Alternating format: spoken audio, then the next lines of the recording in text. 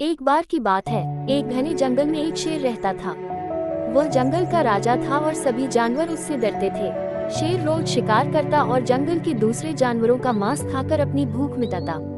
एक दिन शेर ने सोचा, क्यों न मैं रोज शिकार करने की जगह कुछ ऐसा करूं जिससे मुझे रोज शिकार करने की मेहनत न करनी पड़े।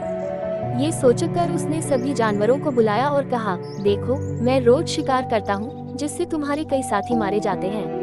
अगर तुम अपनी जान बचाना चाहते हो तो हर दिन एक जानवर मेरे खाने के लिए मेरे पास भेज दिया करो। इस तरह मैं किसी और का शिकार नहीं करूंगा और तुम सभी आराम से रहोगे। सभी जानवर डर गए और शेर की बात मान ली।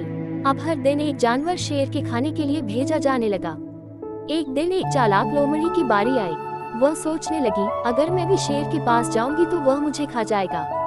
मुझे कुछ ऐसा करना होगा जिससे मैं बच जाऊं। लोमड़ी ने एक योजना बनाई और जानबूझकर शेर के पास देर से पहुंची। शेर गुस्से से भड़क गया और गुर्राते हुए बोला, तू इतनी देर से क्यों आई? मैं भूखा हूँ और तेरी प्रतीक्षा कर रहा था। अब मैं तुझे नहीं छोड़ूंगा। लोमड़ी ने नम्रता से कहा, महाराज, कृपया मुझे माफ कर दीजिए। मैं समय पर आ रही थी, लेकिन रास्ते में मुझे एक और शेर मिला जो कह रहा था कि वह इस जंगल का असली राजा है और वह आपको चुनौती देने के लिए तैयार है। शेर यह सुनते ही आग बबूला हो गया और गरजते हुए बोला, मुझे दिखाओ वह कहाँ है, मैं उसे सबक सिखाऊंगा। लोमड़ी ने शेर को एक गहरे कुएं के पास ले जाकर कहा, महाराज, वह शेर इस कुएं के अंदर छिपा हुआ है। शेर ने कुएं में झांक कर देखा तो उसे अपनी ही परछाई दिखाई दी। उसने सोचा कि यह वही शेर है और गुस्से में जोर से दहाड़ा।